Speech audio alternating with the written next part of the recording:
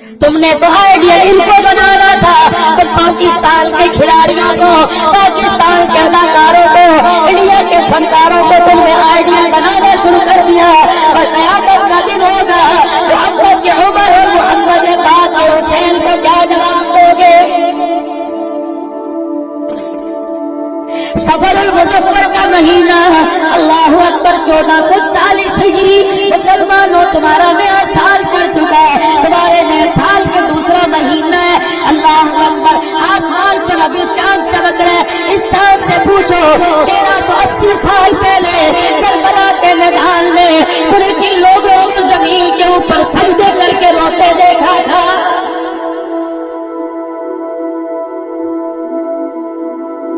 مولانا عطا اللہ صاحب اس وقت 22 دن میں حرم میں لگا کے آیا، مدینے پاک میں ہو کے آیا، ابہا میں تقریر کر کے آیا، طائف میں تقریر کر کے آیا، بریدہ میں تقریر کر کے آیا، جدہ میں مدینہ شریف سولتیا مولا عبدالحفیظ صاحب مکی رحمت اللہ علیہ مکہ پاک میں تقریر کر کے آیا۔ لیکن 13 دن کے اندر میں جنت البقیع میں نے جا کے قدم نہیں رکھا۔ میری بچے کہنے لگے، میری گھر والی کہنے لگی جاتا کیوں نہیں؟ میں نے کہا جنت البقیع میں قدم رکھوں گا، دائیں طرف مڑ کے دیکھوں گا اماں فاطمہ آرام فرما رہی ہے۔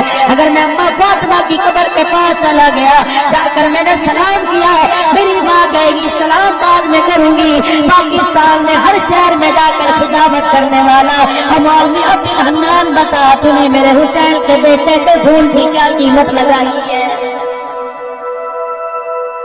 بھائی عطا اللہ میں نے کراچی کا جوان دیکھا، فجر میں جاتا ہوں دروازے پہ کھڑا ہے، اور عصر میں جاتا ہوں دروازے پہ کھڑا ہے، 6-7 دن گزر گئے، جب بھی جاتا ہوں مجھے دروازے پہ نظر آ رہا۔ ایک دن میں اس نوجوان کے پاس ویل چیئر لے کے چلا گیا، میں نے کہا او میرے بچے، عمر تیری 18 19 20 21 سال کی ہے، کبھی میں نے تجھے باب ہجرہ میں نہ دیکھا، کبھی میں نے تجھے باب رحمت میں نہ دیکھا، کبھی میں نے تجھے راز الجنہ میں نہ دیکھا، کبھی میں نے تجھے باب السلام میں نہ دیکھا، کبھی میں نے تجھے باب بقیع باب جبرائیل پہ نہ دیکھا۔ اور میرے بچے جب بھی دیکھتا ہوں یہاں کھڑا رہتا ہے، اتنا کہنا تھا پھوٹ پھوٹ کے رونے لگا، مسجد نبوی کی دیوار کے ساتھ سہارا لے کر آنسوں کے ساتھ رونے لگا۔ میں نے کہا روتا کیوں ہے؟ مولوی صاحب نے کون سی دکھی رگ پہ ہاتھ رکھ دیا؟ میں نے کہا جانتا کیوں نہیں؟ میں نے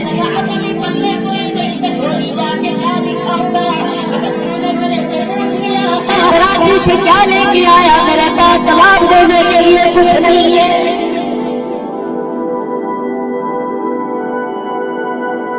کیا تمہیں میرے نبی کا ارشاد یاد نہیں؟ منبر پر آ کر بیٹھ گئے اور فرمایا اللہ کی قسم اٹھا کر کہتا ہوں میرے والو، میرے کہنے پر آج رات جا کے تھوڑا سا غور کر لینا۔ میرے نبی منبر پر آ گئے، فرمایا قسم اٹھا کر کہتا ہوں جو آدمی صدقہ کرے گا اس کے مال میں کمی نہیں آئے گی۔ ہمارا مزاج کیا؟ جو کپڑا میلا ہو گیا، جو کپڑا گھس گیا، جاؤ مسجد کے طالب علم کو دے آؤ۔ اللہ اکبر، جو جوتا پرانا ہو گیا، جاؤ طالب علم کو دے آؤ۔ جس گھر کے اندر روٹی گھر کا جانور نہیں کھاتا، جاؤ جاؤ کے طالب علم کو دے آؤ۔ اور قرآن کے طالب علم کو نہیں دے رہا تو محمد کے مہمانوں کو دے رہا ہے۔ مکے کا در یتیم آمنہ کلال جناب امام الانبیاء محبوب کبریا بار بار فرما رہے قسم اٹھا کے کہتا ہوں جو صدقہ کرے گا اس کے مال میں کمی نہیں آئے گی۔ ان نبوت کی زبان سے اگلا اعلان ہوا، آپ نے فرمایا اللہ کی قسم اٹھا کر کہتا ہوں، اس رب کی قسم اٹھاتا ہوں جس کے قبضے میں محمد کی جان ہے، جو اپنی محتاجگی کے لیے لوگوں کے آگے ہاتھ پھیلائے گا اللہ اس کے آنسوؤں کو کبھی صاف نہیں کرے گا۔ جو لوگوں سے مانگنا شروع کر دے گا اللہ اس کی محتاجگی کبھی دور نہیں کرے گا۔ آج حکومتوں سے مانگتے ہو، حکومت کا دروازہ نظر آتا ہے، آج زکوٰۃ کے پیسے مانگتے ہو، زکوٰۃ کا پیسہ نظر آتا ہے، خدا کا دروازہ کیوں نظر نہیں آتا؟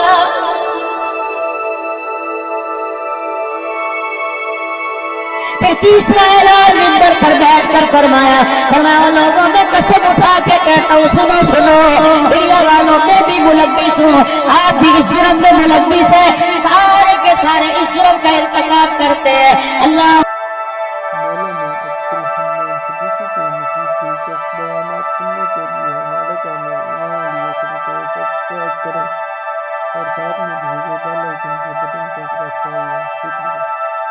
अकबर। हम अखलाकियात में बहुत गिरे हुए हैं। नमाज के सजदे बड़े ज्यादा, रोजे बड़े ज्यादा, नफली इबादत बड़ी ज्यादा, सखावत बड़ी ज्यादा, जिहाद बड़ा ज्यादा, मदरसे का ताउन बड़ा ज्यादा, तबलीग के चिल्ले बड़े ज्यादा, हर चीज हमारे अंदर मौजूद है, लेकिन नबी वाले अखलाक हमारे अंदर कोई नहीं। अभी किसी को छेड़ के देख लो, एटम बम बन कर गिरेगा। अभी किसी को छेड़ के देख लो, ऐसा आतिश फशा पहाड़ फटेगा कि दामन बचाना मुश्किल हो जाएगा। उनके लिए मेरे नबी ने ऐलान फरमाया, कसम उठा के कहता हूँ उस रब की जिसके कब्जे में मैं मोहम्मद की जान है। आपने फरमाया जो ताकत रखते हुए अल्लाह की रजा के लिए माफ कर देगा। पूरी हदीस के जुमले सुनो, मफहूम बयान कर रहा हूँ। आपने फरमाया जो ताकत रखते हुए हकदार को अपना हक माफ कर देगा, ताकत रखते हुए माफ कर देगा। किसी ने गाली दी का माफ कर दिया, किसी ने कर्जा दबाया का मरने से पहले माफ कर दिया, किसी ने हक दबा लिया का माफ कर दिया। हुजूर ने फरमाया वो तो माफ करके भूल जाएगा, मेरा अल्लाह नहीं भूलेगा। माफ करने वाला क़यामत के दिन मैदानी माशर में कहीं नजर आ गया, उसका हाथ पकड़कर अल्लाह के अर्श के सामने लेके आऊंगा, फिर मैं उसकी इज्जतों का ज़ामिन बन जाऊंगा, फिर उसका हाथ पकड़कर मैं हौज़ कौसर पर ले जाऊंगा, फिर मैं उसका हौज़ कौसर पिलाकर उसका कलेजा फाड़ूंगा। और लोगों मेरे नबी ने ऐलान फरमाया जो हकदार को अपना हक माफ करेगा, कसम अल्लाह की मैं उसका हाथ पकड़ के खुद जन्नत के दरवाजे पर छोड़ के आऊंगा। फिर चार बातों का हुजूर ने और ऐलान फरमाया, सुनो सुनो सुनो, मैं किसी अंग्रेज की बात नहीं कर रहा, मैं किसी यहूदी की बात नहीं कर रहा। आज मेरे अजीजों मदरसे की मुखालफत है। अल्लाह अकबर। कम से कम मदरसे की खाल इकट्ठी करने वाले मोहतमिम को 5 साल की कैद, 2.5 लाख हमारे पाकिस्तान के अंदर एक एक मदरसे का 1-1 करोड़ रुपया महीने का खर्च है। उन्होंने बैनर नीचे लगा दिया इस मदरसे को खाना देना। तुम क्या समझे तुम्हारी ताउन से मदरसे चलते हैं? तुम क्या समझे तुम्हारी थालों से मदरसे चलते हैं? तुम क्या समझे हुकूमतों से मदरसे चलते हैं? अगर हुकूमत से मदरसा चलता तो दारुल उलूम देवबंद की बुनियाद न खड़ी होती। भिरिया रोड वालों मदरसे अल्लाह अकबर तेरे मेरे ताउन से नहीं चला करते, बल्कि तेरी मेरी दुआओं से चला करते हैं और खुदा के करम से चला करते हैं। घर के अंदर एक मेहमान आ जाए बोझ उठाना मुश्किल है। या तो 75 के करीब मोहम्मद के मेहमान पड़ रहे हैं और गुजरते हुए 10 रुपए हाथ में रख के चले जाया करो। बोलिए साहब से पूछ लो, मौलाना कंदर से, मौलाना बलोचिस्तान से ऐसे तालिब इल्म भी आए होंगे जिनका अम्मा अब्बा कोई नहीं।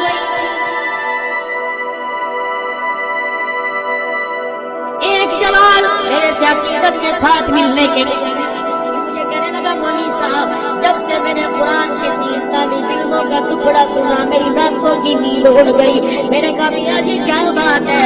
ईद की नमाज पढ़ के मैं घर जा रहा था, हमारे इलाके में दारुल उलूम है, मैं उस दारुल उलूम के पास से गुजरा, मैंने 3 तालिब इल्मों को देखा जिन्होंने ईद के दिन भी नए कपड़े पहने नहीं हुए थे, टूटी हुई जुत्ती उनके पैरों में थी। मैं अपनी गाड़ी रोकने पर मजबूर हो गया, मैं गाड़ी से नीचे उतरा, मैंने 300 रुपया निकाले।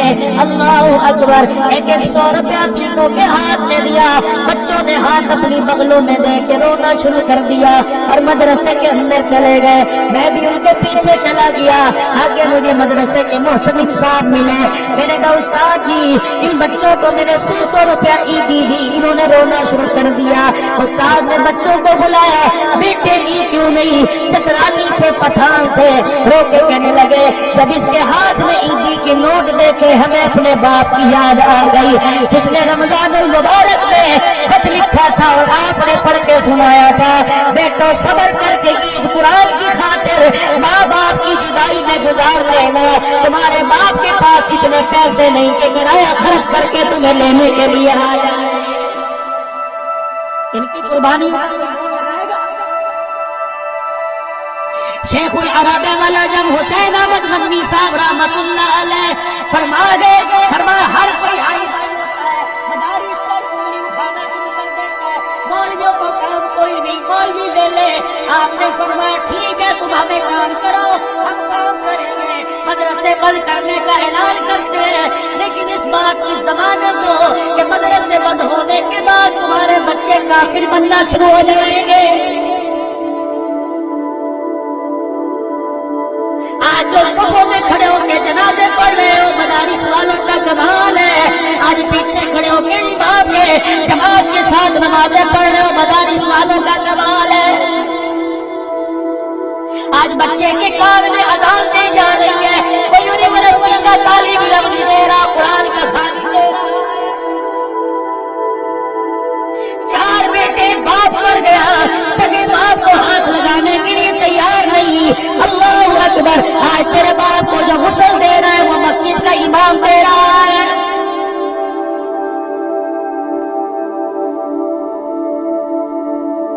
مسلمانوں غور کرو، مدارس تو ہماری عزتیں تھی، مدارس تو ہماری شان تھی، تم کیوں مدارس کے حوالے ہو گئے؟ آج روتے ہو اولاد بگڑ گئی۔ تم ہی جا کے تھانوں کے اندر شکایت کرتے تھے، لاؤڈ اسپیکر ہر وقت کھلا رہتا ہے، قرآن کی آواز آتی ہے، ہمارا دل گھبراتا ہے، اللہ اکبر قرآن پڑھا جاتا تھا، کم سے کم ایمان والی موت مرا کرتے تھے۔ اب میرے عزیزوں ادھر موت کا جھٹکا لگ رہا ہوتا ہے، ادھر گانے کی آواز کانوں میں آ رہی ہوتی ہے۔ کیا تمہارے اور میرے نبی پاک پیغمبر صلی اللہ علیہ وسلم نے ارشاد نہیں فرمایا تھا؟ حضور علیہ السلام منبر پر آ کر بیٹھ گئے، آپ نے ارشاد فرمایا اللہ اکبر، میں اس کی جنت کا ضامن بن گیا۔ غریب بھی ہو اور بہت بچے ہو، 8-10 بچے ہو اور غریب ہو، غربت کے باوجود بھی اپنے بچوں کے منہ میں حرام کا لقمہ جانے نہیں دیتا، اس جوان کو مبارکباد دو، تیری جنت کا ضامن مکے کا در یتیم بن گیا۔ اور چلو امیروں کو ان کے پیسوں کی حدیث نے مار دیا، غریب آج حرام کی کمائی کیوں کما رہا ہے؟ شام کے وقت میرے نبی نے اعلان کیا، فجر کی نماز پڑھی، ابو دردہ رضی اللہ تعالیٰ عنہ نے دعا نہیں کی، جوتیاں پکڑ کے بھاگنا شروع کر دیا۔ اگلے دن آپ نے بلایا، او میرا ابو دردہ کیا بات ہے؟ کل بھی دعا سے پہلے چلا گیا تھا، آج بھی جانے لگا۔ کہ کملی والے آپ نے تو فرمایا غریب ہو، عیالدار ہے، اپنے بچوں کے منہ میں حرام کا لقمہ جانے نہ دے، اس کی جنت کا میں کملی والا ضامن بن گیا۔ کملی والے میرے پڑوس میں ایک مکان ہے، اس صاحب مکان کے بیڑے میں گھر کے آنگن میں کھجوروں کے درخت ہے، صبح صبح جب مدینے کی ٹھنڈی ہوا چلتی ہے، پاک پیغمبر اس کی کھجوروں کے تنے میرے گھر کی طرف جھک جاتے ہیں، اور ہوا کے ذریعے سے خود بخود کھجوریں تنوں سے گر کر میرے گھر کے بیڑے میں گر جاتی ہے۔ فجر کی نماز پڑھ کر دعا سے پہلے، بچوں کے اٹھنے سے پہلے میں ساری کھجوریں اکٹھی کر کے پڑوسی کے گھر میں پھینک دیتا ہوں، کہیں میرے بچوں کے منہ میں حرام کی کھجور نہ چلی جائے۔ ذرا غور تو کرو، یا اندر جھانک کے دیکھو کتنا حلال نظر آ رہا ہے، کتنا حرام نظر آ رہا ہے۔ پھر تیسرا میرے نبی نے اعلان فرمایا، حضور علیہ السلام نے فرمایا وہ آدمی جو گناہ کرنے کے بعد گناہ کی طرف پلٹنا ایسا ناممکن ہو جائے جیسا تھنوں سے دودھ نکالنے کے بعد تھنوں میں دودھ واپس پہنچانا ناممکن، ایسا گناہ کے بعد توبہ کرنے کے بعد گناہ کی طرف لوٹ جانا ایسا ناممکن ہو، اس آدمی کی جنت کا ضامن میں محمد الرسول اللہ بن گیا۔ میری والوں ہمارے یہاں چور کو کیا سزا دی جا رہی ہے؟ غور تو کرو، بال سارے صاف کر دیے جا رہے ہیں، بھویں مونڈی جا رہی ہے، مونچھیں داڑھی مونڈی جا رہی ہے، توے پر توے کی شاہی لے کے رنگ کالا کر کے بٹھایا گدے پہ جا رہا ہے، جوتیوں کا ہار پہنا کے جایا جا رہا ہے۔ اور یہ کون سا اصلاح کا طریقہ ہے؟ یہ کون سا تبلیغ کا طریقہ ہے؟ یہ کون سا معافی کا طریقہ ہے؟ آج میں مجھے بتلاؤں اصلاح کیسے ہوتی ہے؟ حضرت بایزید بستامی رحمت اللہ علیہ